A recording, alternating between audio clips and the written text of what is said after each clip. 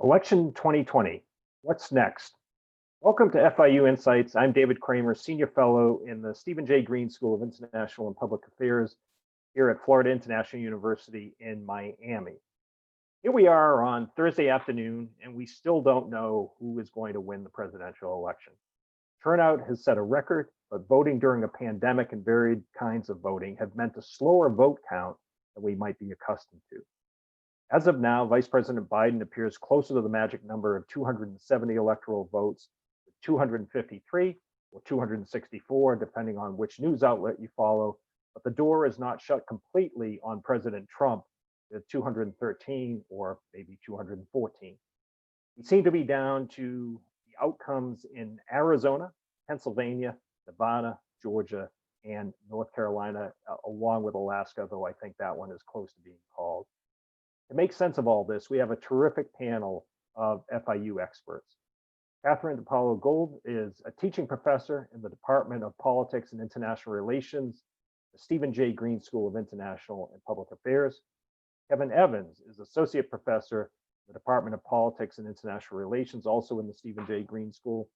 Eduardo Gamarra is a professor also in the Department of Politics and International Relations at Stephen J. Green School. And last but not least is Dario Moreno, associate professor in the Department of Politics and International Relations, also in the Stephen J. Green School. So I'm going to ask each of you to give us your takeaways so far on this election, realizing that we are not yet done. We still don't know who the winner is of the presidential. So if I can, Catherine, let me start with you, get your sense of what the key takeaways are, and then we'll turn to Kevin and the others. Well, thank you so much for hosting and for having us. What an exciting election. I think we all knew this was going to be very close. I'm not even going to talk about polls right now. I'm sure we'll talk about them more, but I think most of us political scientists knew this was going to be much closer nationally and in the state of Florida than a lot of these news polls in particular were saying in the last week or two up to the election.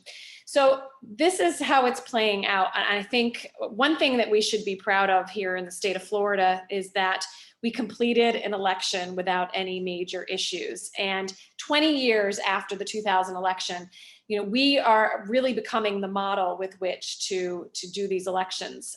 We're in court challenges now for the presidential race. We have some states that are going to be finishing up their counts today into tomorrow. So I think this might wrap up by the end of the week, maybe early next week when we finally, have a winner and have a concession from the candidate that did not win. But we will see. And I think the turnout among all aspects of the country is really a testament to I think how divisive actually the country really has become in politics. Catherine, thank you. Kevin, let me turn to you if I can to get your key takeaways of the election so far. Absolutely. Thank you, David.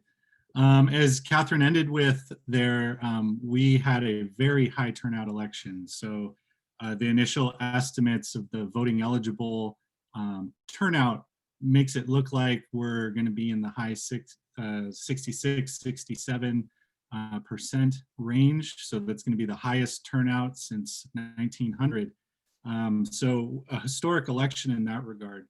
On one side, this is an election that's not close. When you look at the popular vote, Biden has 3.8 million more votes than Donald Trump. But as we all know, that's not how we choose our presidents in the United States. We choose our presidents through the Electoral College, and the Electoral College is very close. In fact, if Biden ends up with Arizona and Nevada and nothing else, he'll end up with 270 electoral votes, which is exactly what you need to win. And there's the possibility maybe of more, but we're looking at a pretty tight margin in that regard. Given that Biden has potentially more paths to victory, the way that the states are currently breaking down, thinking about a potential President Biden, he would have absolutely no coattails, really, which is something that over time has been declining. As we've moved into the contemporary period, presidents have less and less of a coattail effect, which means they're dragging less co-partisans into office with them. It looks like the Democrats will only gain 1 seat in the Senate. There's still a lot to shake out there, but I think in terms of the Georgia seats that might be going to a runoff, it's kind of unlikely that Democrats will pick those up. And so it looks like we're going to be moving from a 53 Republican, 47 Democrat balance in the Senate to 52, 48 or something close to that. So the Republicans are likely to hold a slim majority in the Senate. So, Biden, hardly any coattail effect there in that regard, and actually lost 6 seats in the House as of right now. It could be slightly more. The size of the Democratic coalition in the House got bloated in 2018, so it's not necessarily surprising that it shrank a bit, but nonetheless, setting up a situation for whoever ends up winning the presidency of more divided government, more divisiveness. And in that context, what you can expect is a lot of presidential unilateralism. Presidents are going to have a hard time breaking through the gridlock, whether you have a President Biden or a President Trump, breaking through the gridlock of Congress. It's going to be bitterly contested day in and day out. It's going to be incredibly difficult to move policy. And they're going to lean on unilateralism, things like executive orders, things like memoranda, things like proclamations, to try to move policy at the margins the best that they possibly can, using delegated authority and constitutional authority, and oftentimes pushing beyond that. And you can also expect that unilateralism will be checked and will be challenged in the court system at nearly every step of the way. So, right now there's a lot of anger in the country. 24% in a recent Pew survey that was done back in August said that they're angry toward the federal government. 57% back in August said that they're frustrated towards the federal government. That leads to a whole lot of what political scientists refer to as negative partisanship, this idea that I despise the out party a lot more than I like my own party. In other words, what animates me in politics, right, or animates a negative partisan in politics is their distaste for the out party. And that has consequences. It has consequences for our trust in government. It weakens our commitment to democratic norms. And a lot of that is shown in a new book called American Rage by Stephen Webster that just came out this year. So all of that in combination with President Trump sort of persistently making unsubstantiated claims of fraud leads to a situation that is not good moving forward in the days to come and possibly in the years to come for our democracy. Kevin, thanks. Eduardo, let me turn to you for your key takeaways of the election so far.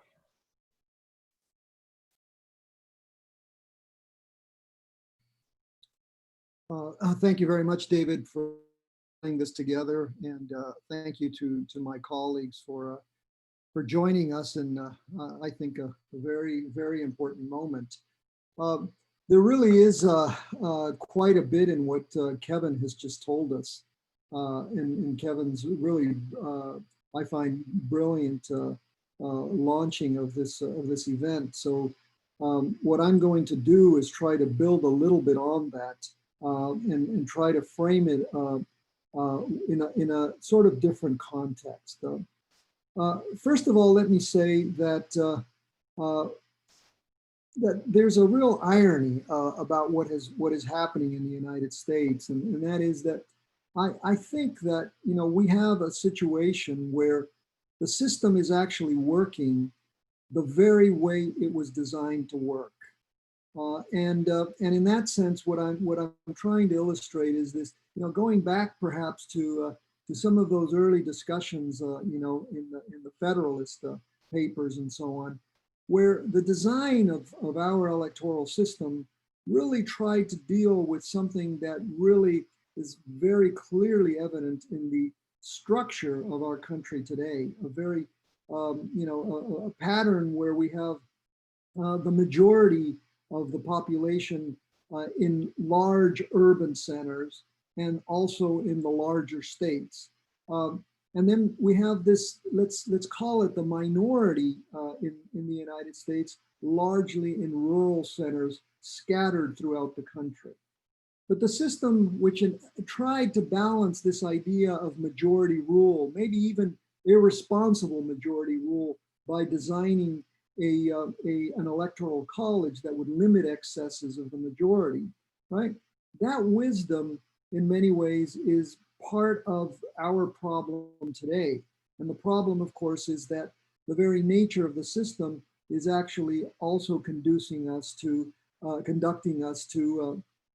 this divided country, not only in terms of ideology, not only in terms of geography, but certainly in a bunch of other ways where we have become sort of a very tribal society, and it's this tribalism that within the kind of very sophisticated structure that the founding fathers tried to design, this tribalism is contributing to the pattern of governance that Kevin just illustrated.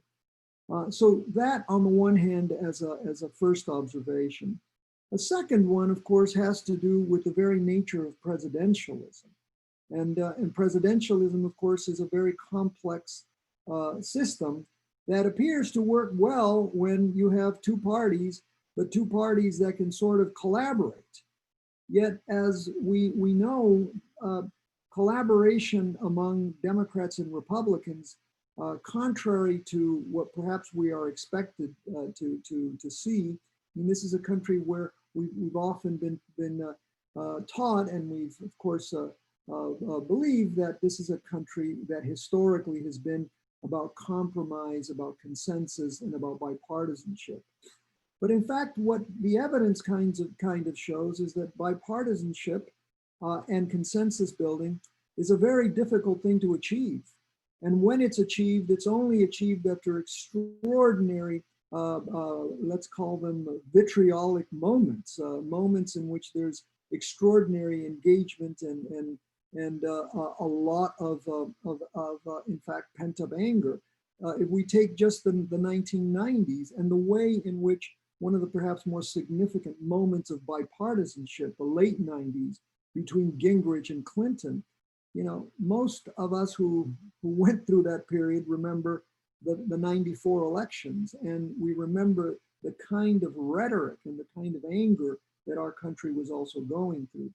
Yet the construction of that bipartisanship was a very difficult process, and one that culminated really as a result of maybe that kind of conflict. Now, I'm not suggesting, right, that we have a similar situation today, because I think we're in a situation that's much more extreme. But in all, what we have gone through in the last few years, and exacerbated by 9/11, and then perhaps even by the presidency of Barack Obama, and certainly by the presidency of Donald Trump, is that the United States is an extraordinarily polarized country that has essentially emptied out the middle. And in emptying out the middle has probably eliminated the possibilities of constructing any kind of bipartisan effort. And so here we find ourselves today, where constructing that bipartisanship in the context of the outcome, which we're likely, I think, to find out very soon. And I agree with Kevin's conclusion. Let me take it a different way. I think if President Trump is reelected, the possibilities of any type of let's call it cooperative governance, of rebuilding that center essentially will disappear, right? And so in many ways, the challenges that that a Biden government faces are primarily rooted in a message that he has been trying to give, which is this message that he won't be the president of just blue America, but all Americans. And you know, he will have to overcome, however, precisely what the kind of structure in Congress that he's finding. He's finding a Senate that is still in the hands of the Republicans and a very reduced majority in the lower house. And so in many ways, not only in terms of the polarization and the anger and the confrontation and the loss of trust in institutions is taking place, and that makes our country now very similar to patterns that we have seen in Latin America in the course of the last 25 years. What do I mean by that? I mean that polarization will lead to government, inevitable government by, in Latin America, we call it rule by decree. Here, we call it rule by presidential directive, right? Without the ability to reach consensus, inevitably you have to try to do that. President did it, President Trump did it, and whoever is president now will continue to govern that way, given the inability to construct any consensus. So I'm probably as pessimistic as Kevin, largely because I think this election, rather than solving the big issues that we've had, has deepened the division, and we're probably likely to have a very intense next 2 years, aggravated, of course, by the reality of COVID, the reality of the economic crisis, and most importantly, the fact that probably on January 21st, whoever gets elected will be the inauguration of the next round of campaigning. Because in this kind of context, it is inevitable that we are going to be in a constant cycle of campaigning and these kinds of the kinds of attacks that we have seen that have characterized our politics over the last few years. So let me leave it. Eduardo, thank you. Let me turn to Dario and ask him for his key takeaways so far. Well, I agree with everything my colleagues have said, but let me do a little bit of a bias toward hope. And, my first takeaway is that we replaced the crazy uncle with the slightly senile grandpa. And that may be a good thing. The second takeaway is that if you look at this election and you look at the results, we live in a 50%, 48% world country. That after 4 years of chaos, impeachment, investigations, very little minds have changed since 2016. In fact, the map today looks like the map 4 years ago. I mean, the states that were close then, Wisconsin, Michigan, Pennsylvania, Arizona, Georgia, North Carolina, are still close.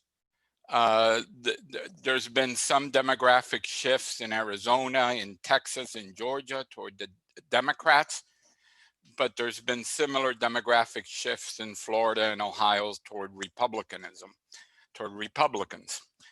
So right now we stand in a country that's very divided, and that has,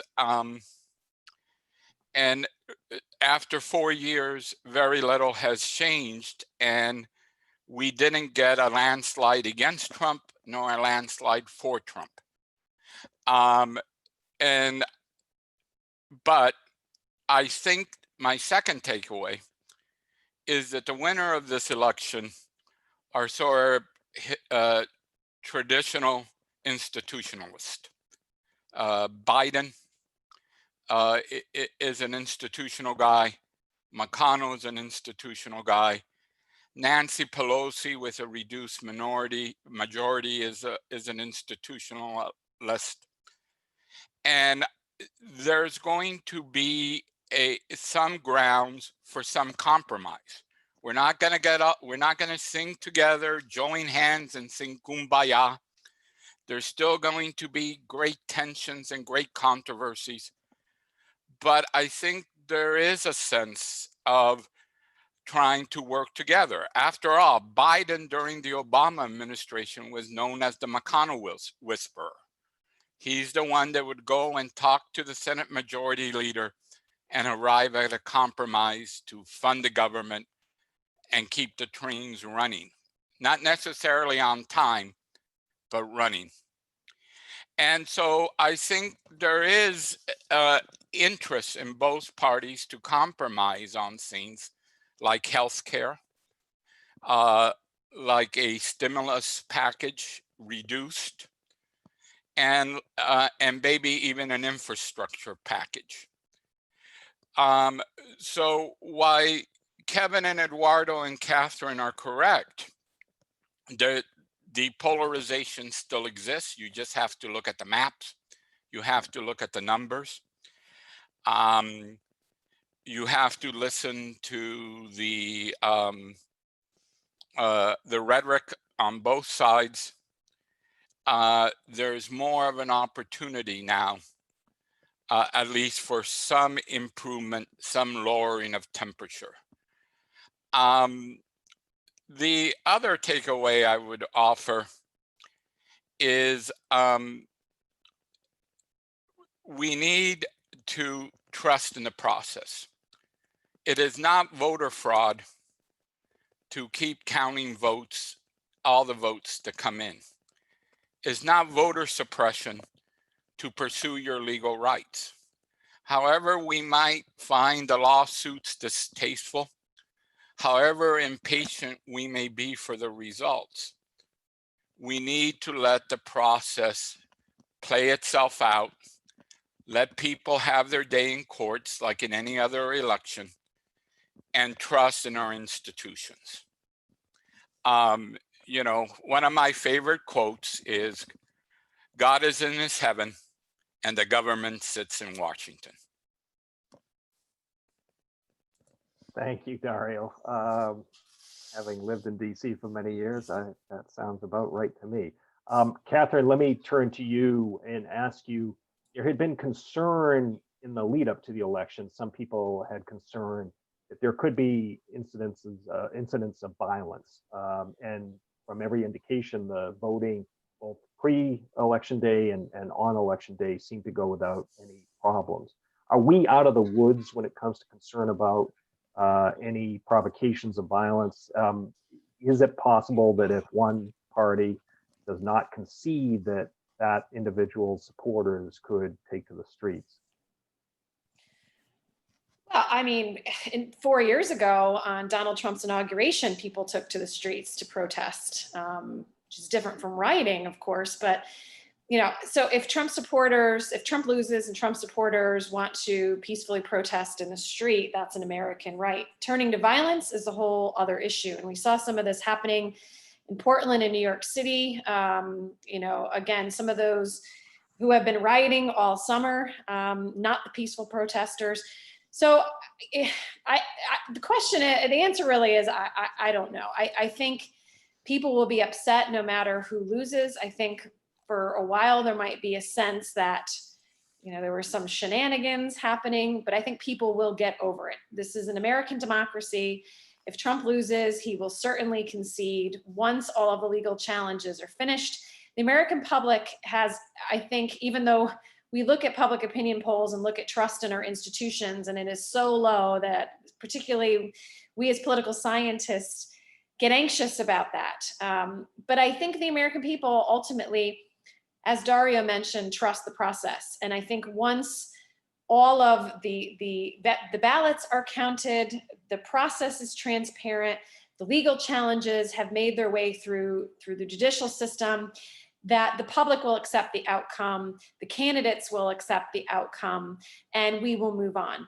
That does not mean we move on and there aren't, the losing side does not continue to protest what they believe is the right direction of the country. But as far as violence goes, I think all of us sincerely hope that is not going to happen, or is a very small contingent of the population. Great, thanks. Kevin, let me ask you, we've talked about if current trends continue and Vice President Biden becomes President Biden, the House stays Democratic, which definitely seems to be the case, but the Senate remains Republican. What are the chances of any legislation getting done? You've talked about executive orders and other executive action, but are we likely to see gridlock and efforts by Republican-controlled Senate to just stymie a Biden administration? As my colleague, Dr. Moreno, talked about a little bit earlier, you could easily see some compromises maybe on infrastructure, other bills and legislation that aren't directly connected to party messaging. A lot of topics can be kind of directly ported into kind of the party's main priorities, but there's areas like infrastructure, just sort of the basic budget stuff, where you're likely to see some compromises and some give and take. Also, because of the fact that it's the Senate that, if we're talking about a potential President Biden, if it's the Senate, the Senate, although Mitch McConnell can control a lot in the Senate, it's not like Nancy Pelosi in the House. The House has rules and structures and procedures that are all built around empowering the majority. Mitch McConnell has a lot of power when it comes to scheduling. He has a lot of power to do things like limit amendments by filling the amendment tree, and holding policy with the filibuster with his co-partisans. But there's, by the necessity of the rules in the Senate, there's a little bit more that the majority party and the minority party have to work together in order to get things done. I think there will be a lot of gridlock. I think there will be a lot of blocking, but it's possible that we still do see some small deals that can happen in surprising things. The criminal justice reform that we saw under Trump came out of nowhere in some ways. It was a surprise to a lot of people in this kind of context. So I think you could see some, but it is going to be really a lot of gridlock. And if things do get done, they will get done through unorthodox lawmaking, through the bending and possibly breaking of rules in many ways. So, could I add something to that? Yeah, go ahead, Dario. If it's a 51-49 Senate or a 52-48 Senate, it gives the president some ability to peel off lawmakers by traditional kind of Washington. You rub my back, I rub your back. So I think the breakdown of the Senate might empower a lot of the senators. And remember, Biden is a creature of the Senate, and he has connections, and he's well liked. So Kevin is right. You're not going to see something that contradicts any of the party messages, but you might have some cooperation in non-controversial stimulus, infrastructure, and maybe even healthcare, just to get it off the agenda. And this leads me, Eduardo, I'm going to start bringing in questions from the audience. If you have questions, please send them through the Q&A function at the bottom of your Zoom screen. About if there is a Republican-controlled Senate, that is, could we envision any possibility of a Supreme Court justice getting confirmed? We just saw 3 confirmed in the Trump administration. At the end of the Obama administration, of course, there were not even hearings or a vote for Merrick Golding.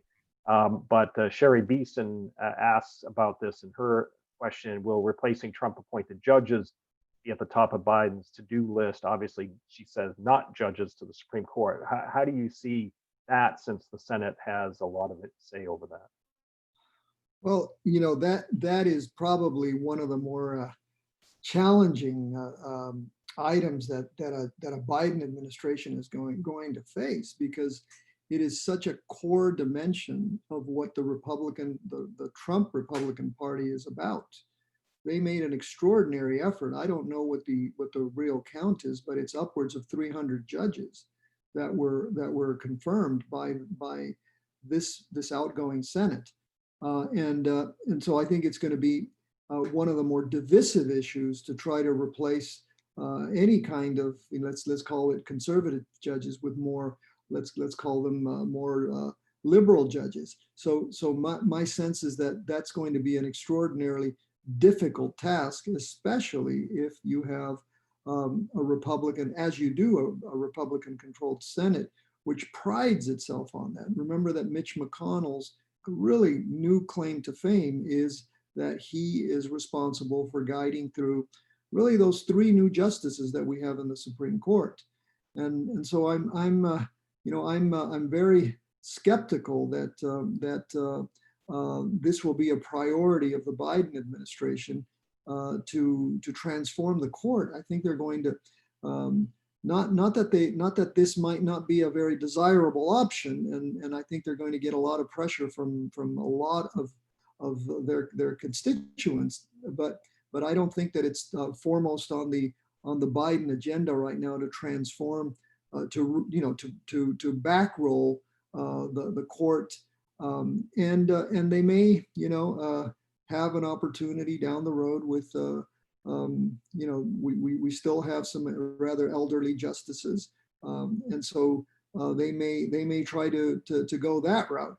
But even naming a very, a more, let's say, centrist justice in the event that something like that does occur with this particular Senate, I think maybe, we're going to, we could see some compromise along the lines that Dario talked about. And I think that the point about Biden's extraordinary role, I mean, this is, I think, something that's really worth mentioning about Biden. He's been there for 47 years, and the charge that he's done nothing for 47 years is really unfair, because in fact, Biden has been there for most of the very significant decisions over the last 47 years, including building bipartisan solutions, including ratifying Supreme Court justices through negotiations in the Senate. So maybe, as I said in my first intervention, maybe Biden is the correct person for this particular time, precisely because he'll be able to overcome this tension and be able to rebuild that center, or at least attempt to reach a compromise. But again, I don't think that the priority right now is to try to backroll the Republican gains with the judiciary. Catherine, let me combine 2 questions. One we got from Ellen Williams, and the other from Kirk Greats. Ellen asks, if Biden wins Pennsylvania in the election as a result, that would put him over the 270. Can he accept the victory without having President Trump go through the recount in Wisconsin, Michigan, and other states? In other words, can he accept it right then and there? And then Kirk's question is, what happens if it comes down to a tie? And I've seen a scenario where that is possible. I think depending on which count you use right now as the basis, if Biden were only to win Nevada at this point, that could lead to a 269 tie. What happens then? It goes to the House, I believe. Right. Well, to the first question, we still have an electoral college, right? So, I mean, Biden can say, even though recounts are happening, He'll likely say we're ahead, we think we're going to win. He's already saying that anyway. I don't know that Biden in particular would say that they won, that's it, it's over. I think, he will say, we'll let the process continue and move on from there. But the Electoral College, I think, cast the vote December 14th, if I'm correct. So we're waiting for that to essentially happen, really as a formality. But even in 2000, we were looking to see if there would be any faithless electors that might not cast a vote for Bush and maybe turn this to Gore. I don't know. I don't know if the electoral count at the end of all of this will be that close. In the event of a tie, I think it would be fascinating as a political scientist, because then it would, per the Constitution, go to the House of Representatives, and each state would get one vote. So that looks like it might be in Trump's Republican favor, but we shall see. I think it's probably an unlikely scenario, but that's essentially the constitutional provision that we would have.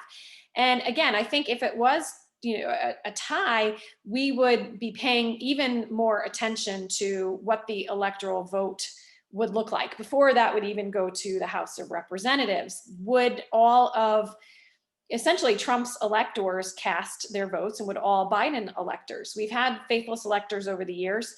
There are many states that have provisions to essentially fine those electors that do not cast the vote the way state law or state constitution mandate. The Supreme Court recently had a case about that, saying states can enforce how electors vote. But I mean, in the end, these electors are real people. They're party loyalists. I think in a very closely divided situation, you're not going to have a scenario, especially if it's tied, in which any of them will defect or abstain.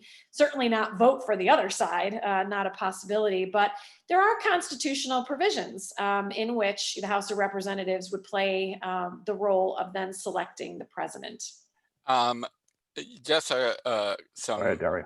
some information. December 8th is the safe harbor day. By December 8th, all states have to verify their vote count. So actually the counting can continue to December 8th. And then by law, they have to certify their electors. Their electors meet on December 15th in the state capitals. And then it's sent to Congress, where they're open in a joint session of Congress. If it's a tie, as Catherine states, each state votes as a delegation. Right now, 26 are controlled by Republicans, 22 by Democrats, and 2 are tied. Let me throw this question open to the panel, and I better ask it because Alexander Pantine has asked it twice, so I don't want to ignore it. Are the panelists under the impression that there has been no voter fraud? Anyone want to address that? Eduardo, go ahead. I don't see any evidence anywhere in any state of voter fraud, and I think we've been through this so many times that unless anyone can demonstrate something to the contrary, I don't think there is any evidence of voter fraud. And I'm concerned because what we're getting is a lot of chatter on social media. We're even getting, calls that incite violence, that are calling people on the streets to defend the vote. Let's call it that. On these unsubstantiated claims of fraud, as Professor Moreno said, and I think that this is a very important message. Counting the votes is not fraud, right? And I do think, as Professor Moreno has said as well, let's let the legal process take its course. That is also not obstruction. So I think both sides kind of, let the system take its course. The system, as I noted at the beginning, the system works. The system has worked. It has severe problems, severe contradictions, but the system works. And there may be, errors. There may be the usual kinds of problems that we have. I mean, we do live in Florida, and we're accustomed to that kind of stuff. But actual fraud committed by some kind of black hand, or by some international conspiracy or what have you, all of this stuff that we're hearing on social media and on traditional media as well, it doesn't do any good right now. And I think for me at least, I think we have to be very careful in reproducing that messaging, especially when we have nothing to point to in terms of fraud. Kevin, let me turn to another question that I better not ignore, and it comes from Mark Rosenberg. Assuming it is Joe Biden who wins, what can we expect of management of the COVID crisis, relief packages and other kinds of measures? Yeah, of course, you give me the one from the president, of course. Yeah, that's a really great question. I think you will see efforts potentially at a second stimulus in some form, which has been bogged down. But once again, you have a Senate that is likely controlled by the opposition party in that circumstance that you've outlined. So it would probably shrink the size of it, right? The Republican Party in the Senate will probably hold the size of another relief package down a little bit. But I think it's within the realm of possibility to see something along the lines of another stimulus, direct checks, other measures like we saw in the CARES Act, to stimulate local economies and these sorts of things. All of that's in the realm of possibility, and I think there'll be, especially if a vaccine hasn't kind of come online and people aren't we're not moving in that direction, there will be more efforts to kind of stimulate the economy and prime the pump, if you will, through government action. So I do suspect that we would see some movement in that direction. Just if I could add to that, I think what you will see is direct checks.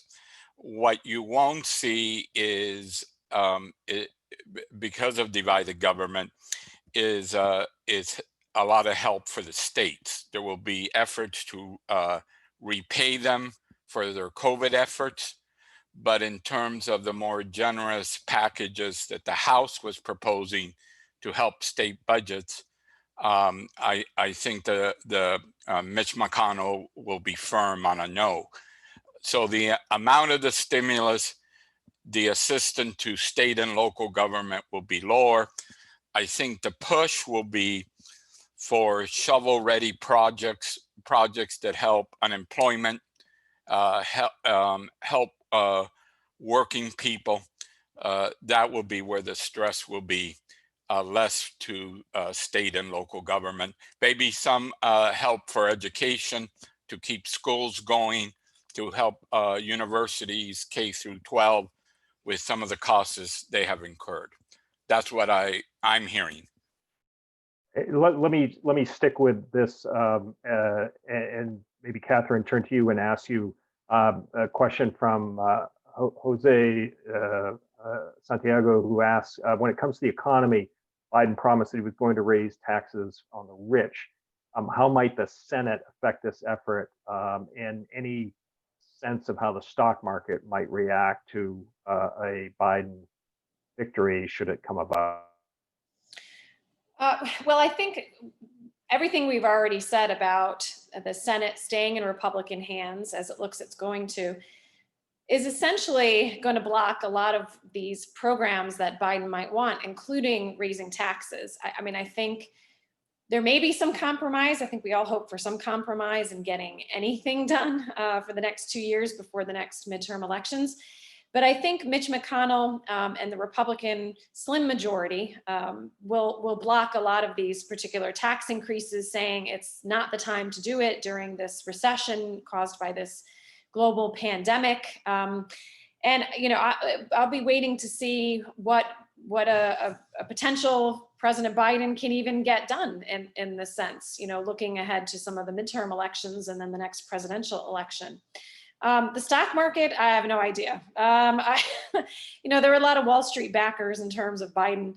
I think certainly if he was a more progressive candidate, like there were many that could have been chosen as the Democratic nominee this time around, the Wall Street would be a little more nervous. But I think because Biden's more of a moderating character, if you will, there's not going to be the kind of Wall Street worry, if you will, that Biden will not help this economy. Although, I mean, the big question though is lockdowns. Biden has said we're gonna lock right back down. So, I mean, that if that's a policy, we're heading into winter, we're heading into flu season, including, I think what many are suggesting is going to be some of the worst of COVID season this winter.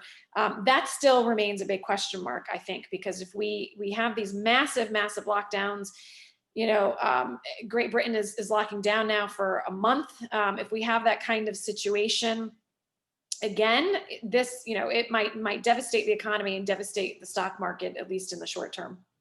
And Florida today announced more COVID cases than since August. So yeah, we have to brace ourselves as the whole country deals with this. Eduardo, let me ask you about the Electoral College, and we have a comment from one person and a question from the other. Fernando Larios says, thank God for the Electoral College, the greatest voting process in the history of the world. But then Phil Prazen from NBC Miami says, here we are with the gap between popular vote and a squeaker in many states for the Electoral College. Let's add to the movement to scrap the Electoral College. So one wonders whether to scrap it, the other thinks it's the best thing since sliced bread. Boy, give me the easy one. Look, I do think that the Electoral College has an enormous wisdom, especially in the context of just the vastness of our country and the deep divide that we have between the popular vote and what might be a permanent characteristic of our country. I mean, when you look at the 9 of the last 10 elections, the Democratic Party has won the majority vote. And without the Electoral College, we might have a situation. I mean, maybe some Democrats would like this, but we might have a country with no possibility of the Republicans ever achieving the presidency, right? So there's a wisdom there to the Electoral College. So in that sense, I kind of agree with Fernando. At the same time, as I said, it's the very nature of the system that exacerbates this pattern of conflict, this division between cities and rural areas. I mean, all you have to do is look at the map of Florida and see what a situation we have. Even though Republicans made some gains down here in Miami-Dade County, but it's unlikely that that urban centers in Florida will ever be Republican. Just like it's probably very unlikely that Democrats are going to make significant inroads into rural Florida, and that has some serious consequences. It has some serious consequences in terms of how Florida is governed. One of the great discussions today was whether Florida is no longer a swing state because the Republicans appear to always be able to win local elections. And so I think it's a great debate. I'm not going to be as enthusiastic as Fernando, but I do see some wisdom in the continuity of the Electoral College. At the same time, and probably more important, there is no political will, and even worse, any kind of political might to be able to transform this system. So we're kind of stuck in this, and we're going to be in this system, for the foreseeable future. So I think we might as well get used to it. Kevin, a question from Adam Fenn. Does misinformation or could even say disinformation, caused further polarization? Are the media to blame for this? Did we see any major impact on this election from outside forces? Of course, it was John Ratcliffe and Christopher Wray, the heads of DNI, FBI, a week or so before the election, talking about Iranian efforts in particular, but also Russian. What would you say in response to Adam's question? Yeah, well, on the first one about the media and polarization, you know, I made mention in my opening comments to a new book called American Rage by a political scientist named Stephen Webster, which I've been reading recently to kind of wrap my mind around this election, and it's very helpful. And one of the big take-home findings of that book is that angry voters are loyal voters, and that angry viewers are loyal viewers. And so one of the things he shows is how particularly 24-hour news media, cable channels, because they have built their network share around an ideological audience, they have an incentive structure to keep feeding them the sort of the red meat that keeps them angry, because angry viewers are loyal viewers, and they keep coming back for kind of their daily meal of outrage, right? And so that has these effects that Webster kind of details in his book of declining trust in government, lessening commitment to democratic ideals, and all those sorts of things. So yeah, media definitely plays a role. There's also an incentive for media to choose the people who are loudest about politics, right? The ideologues, the activists, right? Because when you're looking for something that sells, that keeps people eyes peeled onto the TV, you don't kind of go to the guy in the diner that's sitting there and says, oh, well, I can kind of see both sides of the issue, right? Or like, I'm ambivalent about it. I don't know. I kind of, you know, I haven't really thought about it.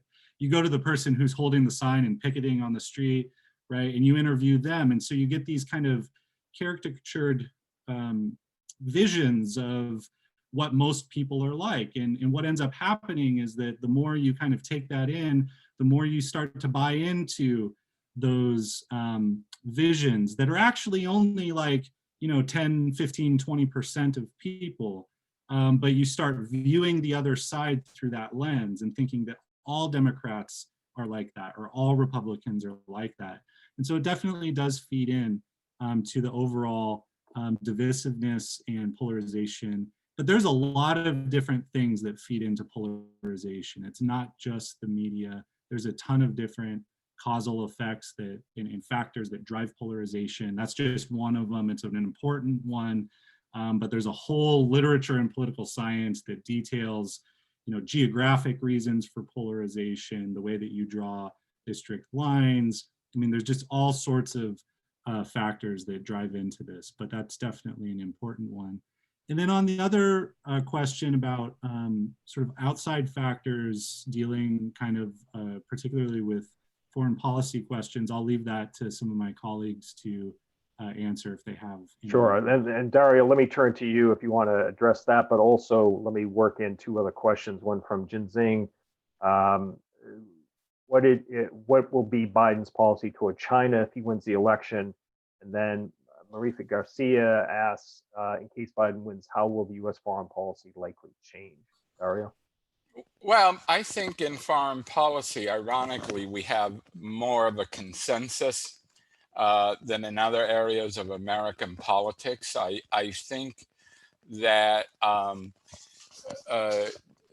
with China, we'll see a less rhetoric, maybe more measured rhetorical, but it's still tough in terms of trade deals.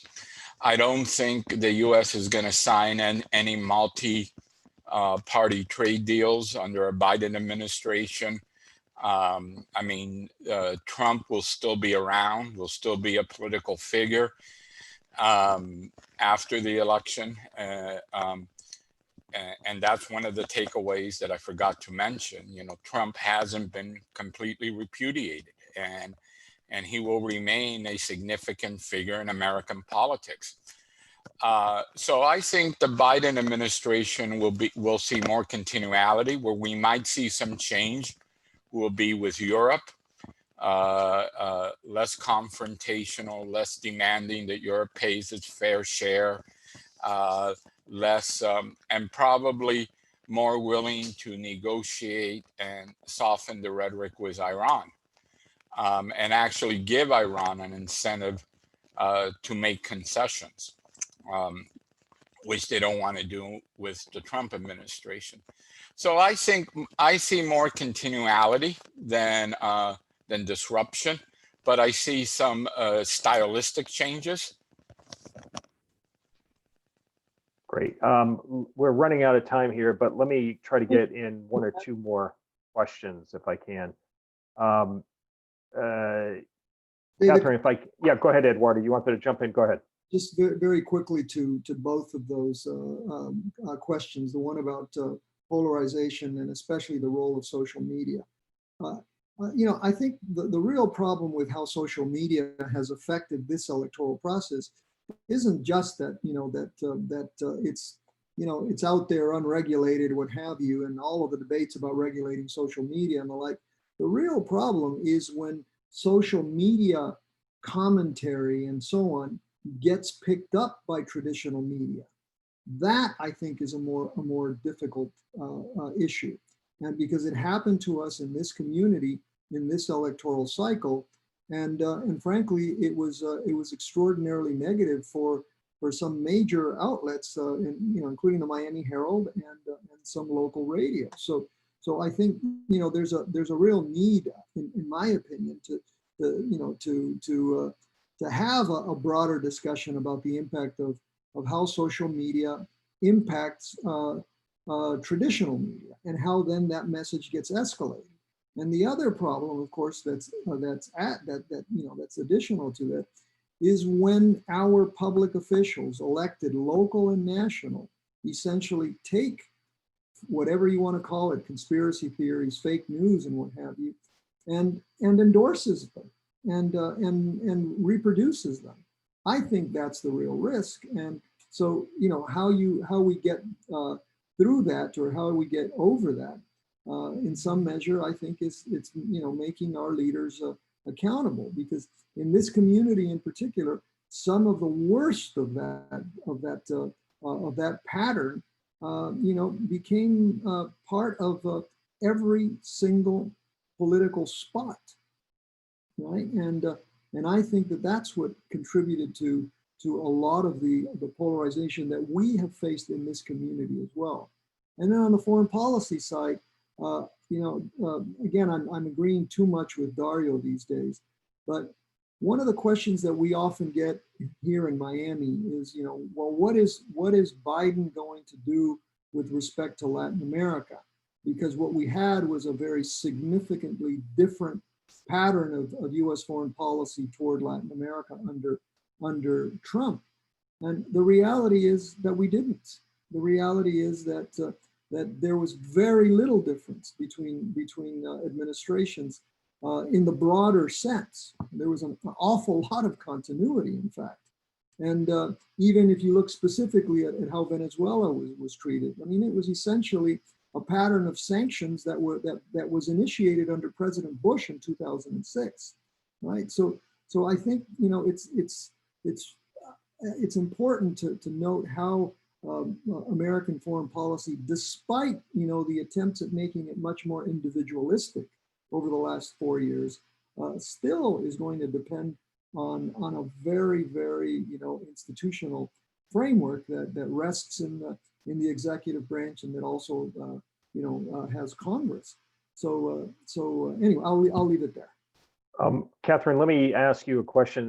Montana McCrae-Mattia raises an important point, which is that the continuing resolution that funds the government runs out December 11th. Could the controversy connected with the election, she wonders, lead to a possible shutdown over lack of agreement through the holidays and the inauguration? I really have no idea how to answer that question. We don't know who actually won yet. We think we know who's going to win.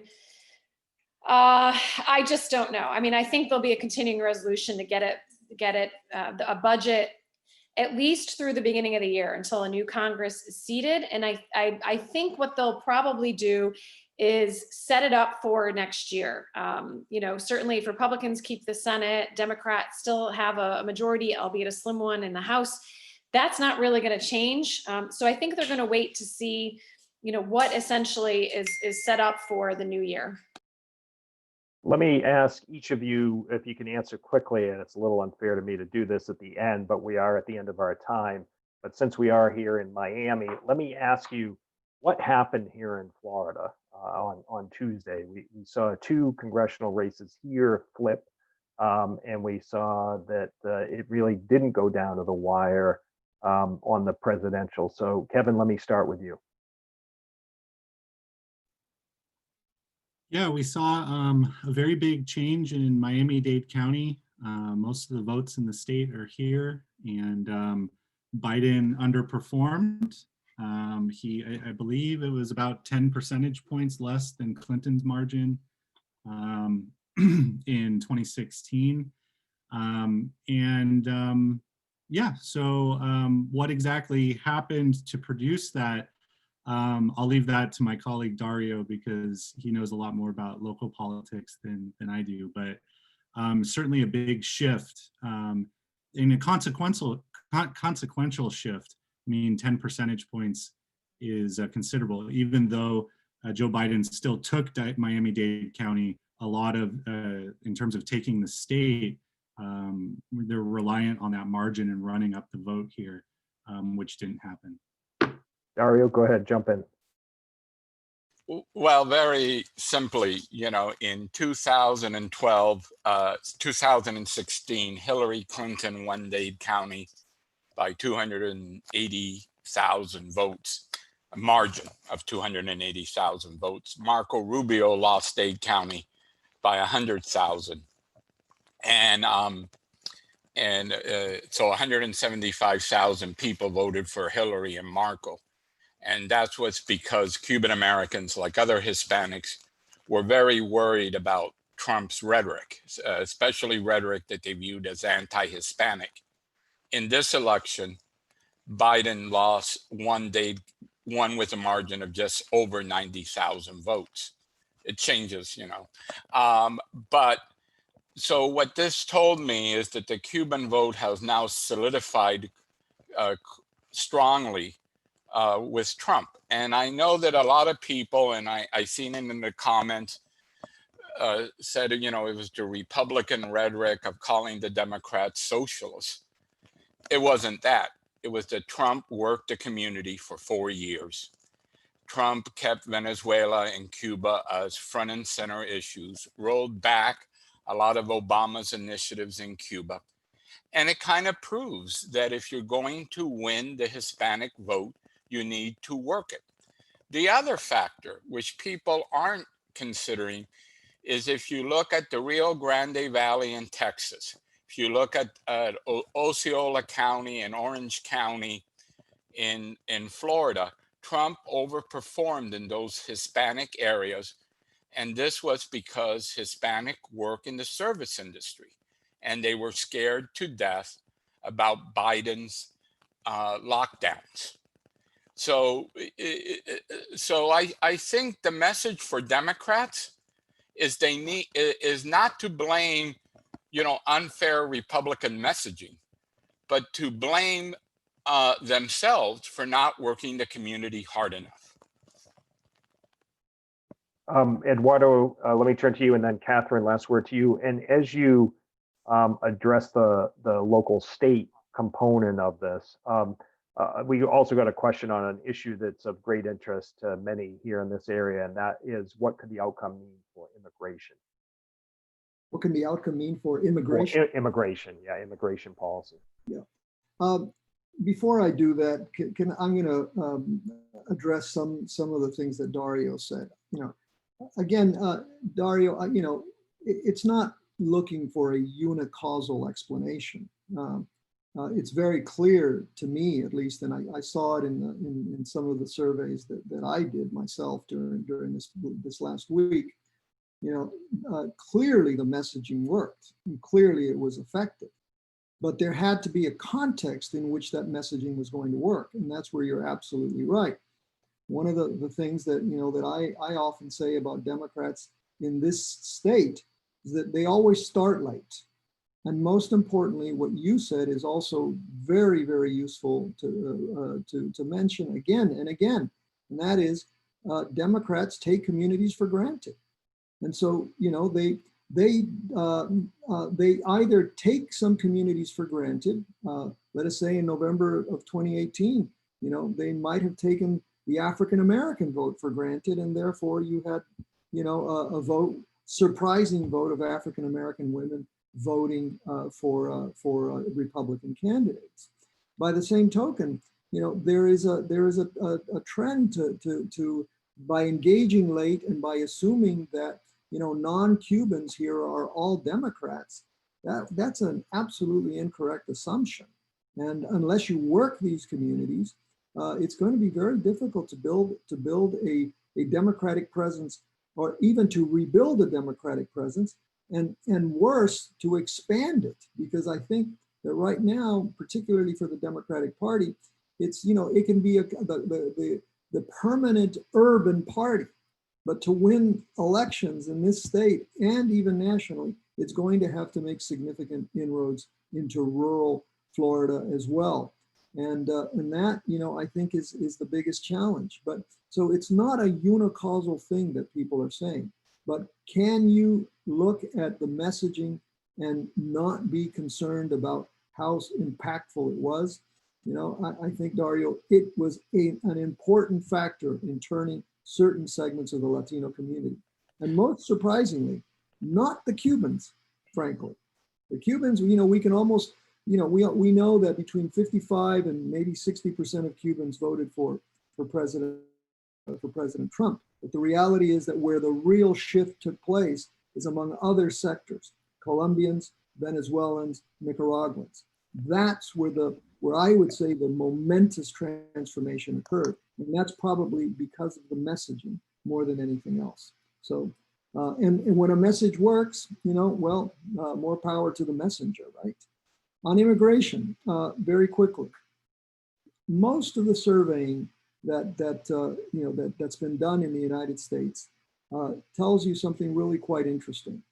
That immigration is not an issue that mobilizes Democratic Latino voters, right? They're concerned about it. They certainly feel strongly about it, but it's not the top of mind issue that takes them out to vote, right? We have relatives, we have friends and so on that are in difficult situations, and we might vote out of solidarity, but the very first things that we vote for are the economy, right? And in this cycle, healthcare. And so banking on immigration solely for the Democrats was probably a mistake, because the curious thing is immigration probably mobilized the Trump base much more than it mobilizes the Democratic base. And so bringing up immigration as a constant thing, especially, for example, this idea of giving, a pathway to 11 million undocumented aliens is something that mobilizes the Republican base, not the Democratic base. So I think, immigration is a curious thing. Granting TPS to Venezuelans, it didn't have much of an impact in this community whatsoever.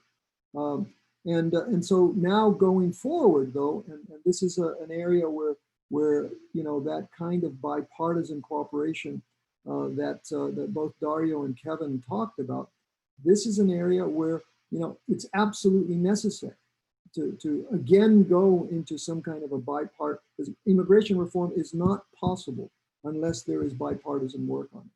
Will it be possible with this Congress? Will it be possible in the current context? I have a lot of hope, but I also don't think that it's going to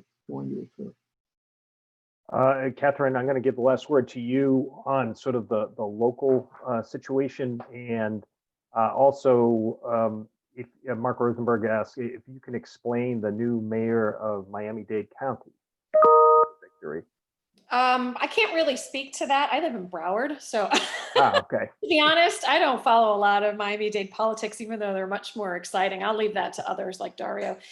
I think my last word, my takeaway, and I'd be remiss if I didn't say this, is that even if Republicans lose the White House, I think there's a lot that that is positive, including the record number of Republican women in state legislatures and in Congress. And I think that's an area, particularly when we talk about the gender gap, that has really been one thing that Republicans had been lacking, and that is women candidates, viable women candidates, and getting them elected to office. And I think there's been a real push to get conservative women, and having Amy Coney Barrett on the US Supreme Court, maybe actually changing some of this more even as we go forward. So in 2018, we saw a record number, particularly of Democratic women candidates. This year, we saw it with Republican women candidates. And I think that is something, including kind of getting more of the minority vote, is something to really watch as we go forward in future elections.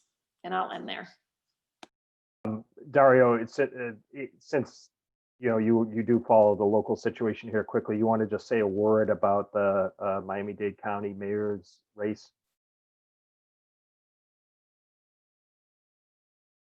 And you get on mute, Dario.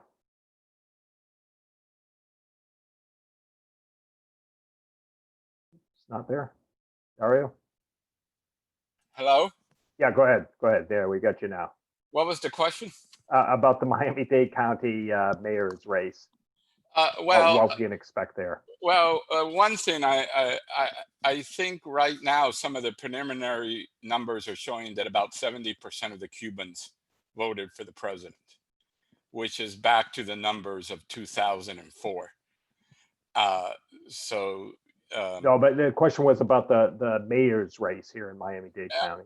Well, I think what happened in the mayor's race is quite simple. Is the Cubans are only about 40% of the electorate in Miami-Dade County. And Danilo Levine was able to establish more of a base with non-Cuban Hispanics, African Americans, and non-Latin whites than Steve Bovo. And also Danilo Levine was able to play very much the partisan card as being a Democrat in a county that is where Democrats outnumber Republicans. And the only reason it was, and so if you look at Daniela's numbers and Biden's numbers, they correlate very closely. So that's basically what happened in the race. Now, I think the problem for Daniela is going to be governing as a progressive Democrat in a state that is where the congressional delegation is very conservative and where the state legislature is very conservative. So I think you're going to see more interference from Tallahassee in restricting local initiatives in Dade County. Great. All right, we are going to leave it there. My apologies to those who sent in questions that we didn't have time to address. We've already gone over our time allotment a bit, but that's because of the strong interest and obviously the very timely topic today. This has been Elections 2020, What's Next? Brought to you by FIU Insights at Florida International University. My huge thanks to Catherine DePaulo Gold, Eduardo Gamara, Kevin Evans, and Dario Moreno for a terrific panel. We undoubtedly will be back with more on the election as things sort themselves out over the next days and weeks. So stay tuned for more such webinars from FIU. I'm David Kramer. Thanks very much for joining us.